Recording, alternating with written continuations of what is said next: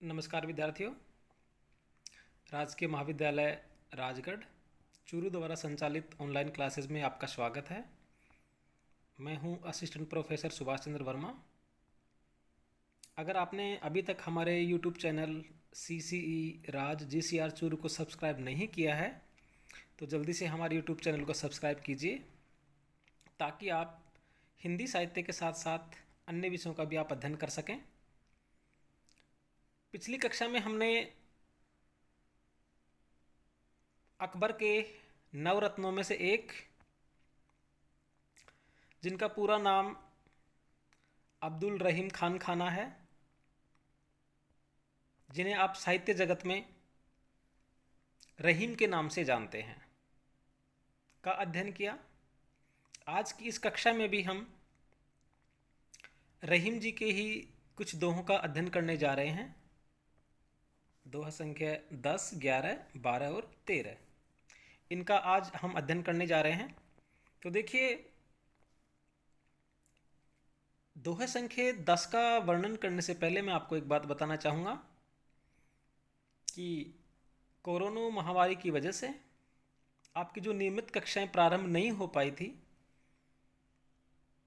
आयुक्तालय जयपुर की ओर से हमें दिशा निर्देश प्राप्त हुए हैं। कोविड गाइडलाइन के अनुसार आपकी महाविद्यालय में नियमित कक्षाएं 8 फरवरी से प्रारंभ होने जा रही हैं। अगर आप में से या आपको या आपके किसी साथी को अभी तक ये संदेश, ये मैसेज नहीं पहुंचा है तो आप उन तक ये मैसेज पहुंचाइएगा कि आने वाली 8 फरवरी से महाविद्यालय में आप आ सकते हैं और नियमित कक्षाओं का प्रत्यक्ष रूप से आप कक्षा में बैठकर पढ़ सकते हैं। तो ये आपके लिए एक बहुत ही बड़ी खबर है कि आप अपने साथियों को भी इस सूचना से अवगत कराएं। वैसे मैंने व्हाट्सएप ग्रुप पे ये सूचनाएं डाल दी हैं।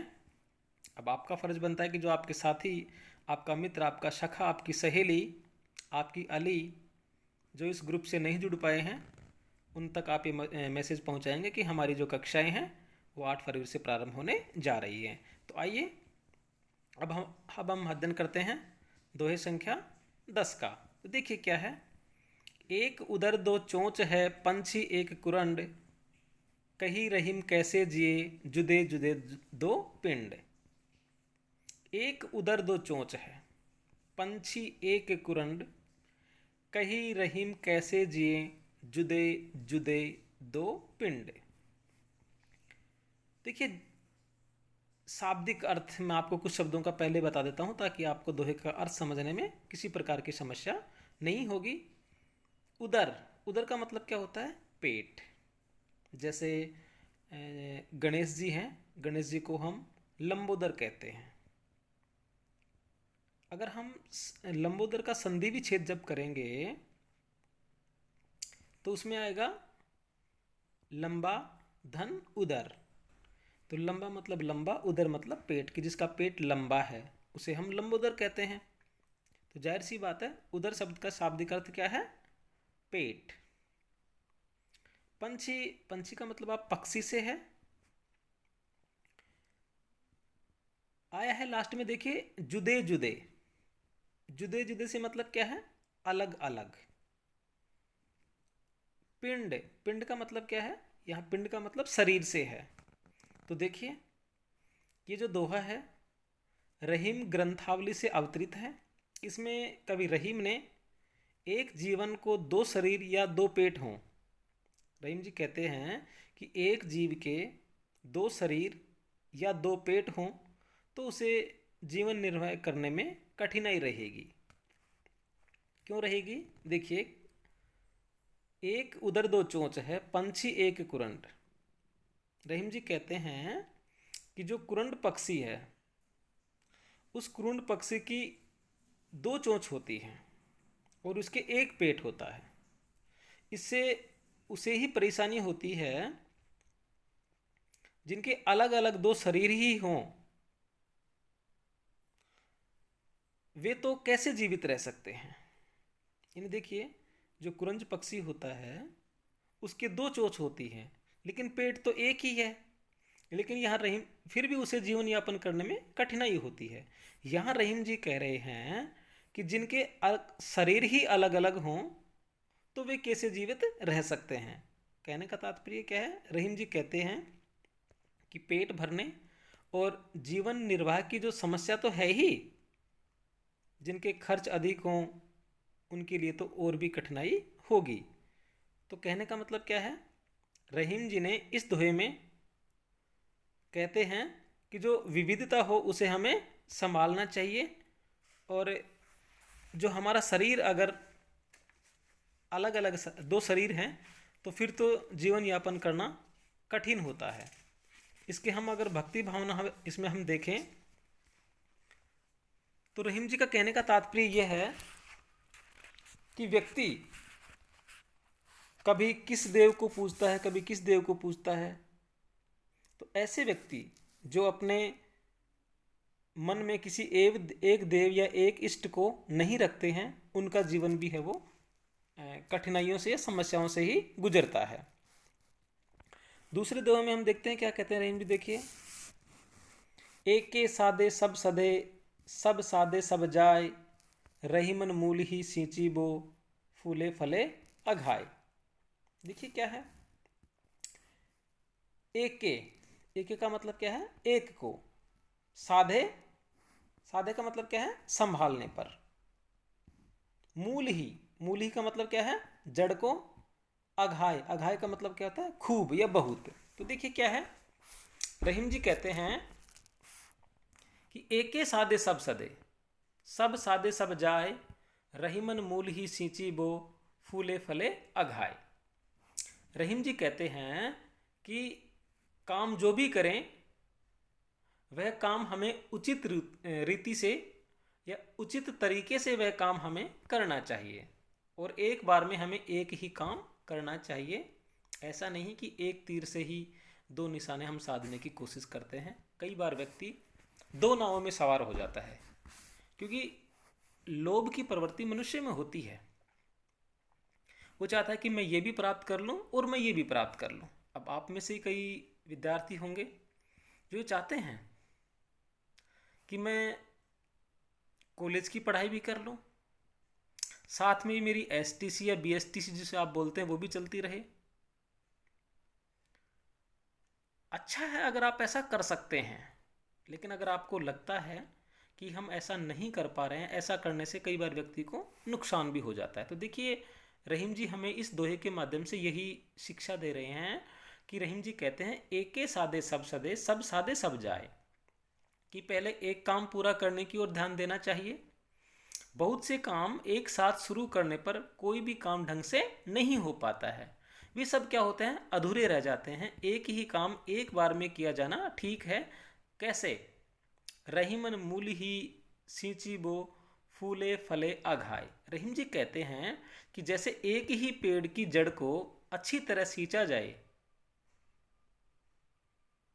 तो उसका तना, उसकी शाखाएं, उसके पत्ते और फल फूल सब क्या होंगे, हरे भरे रहते हैं, क्योंकि हमने उसकी जो मूल है, उसकी जो जड़ है, उसको उसमें हमने देखभाल की है, हमने उसमें पानी डाला है।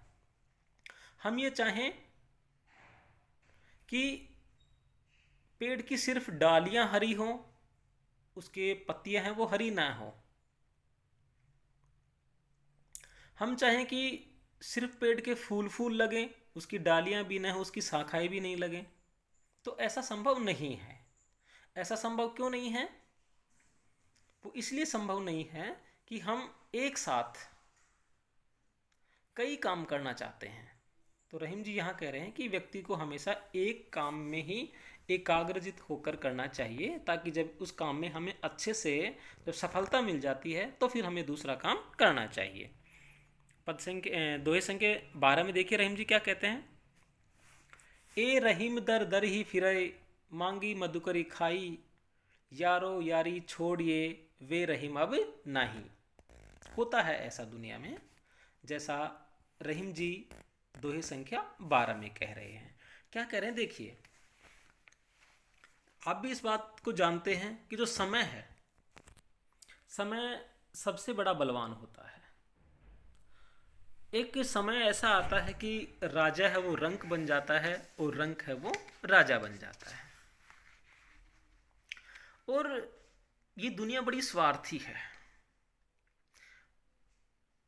इस स्वार्थी दुनिया का हिस्सा आप भी हैं और मैं भी हूं।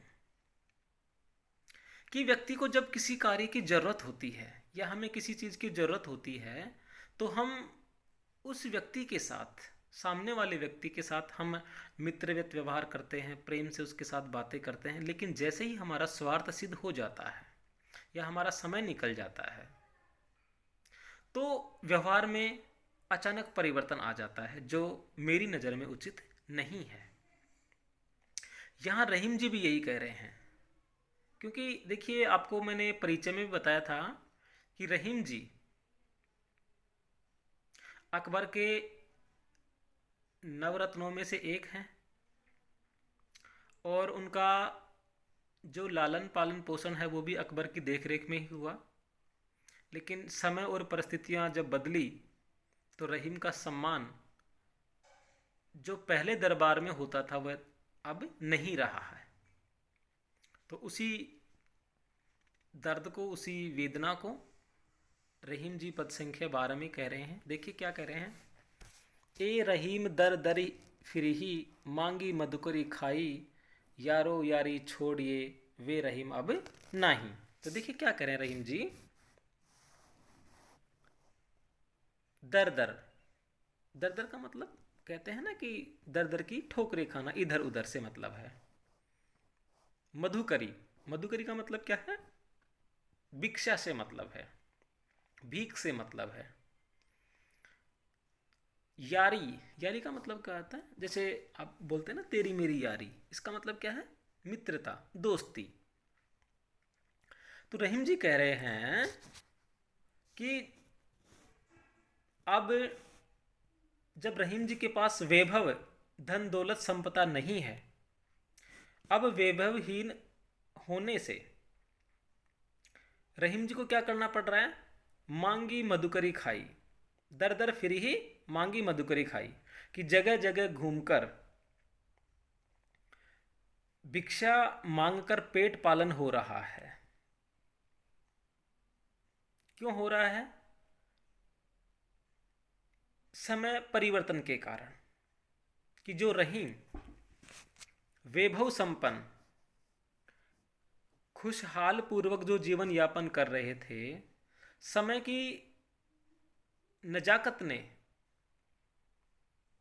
उनके जो जीवन है उसे बदल दिया है और रहीम अब दर दर ठोकरे खा रहे हैं और भीख मांगकर जो उन्हें जो भीख में मिलता है उससे अपना जीवन यापन कर रहे हैं।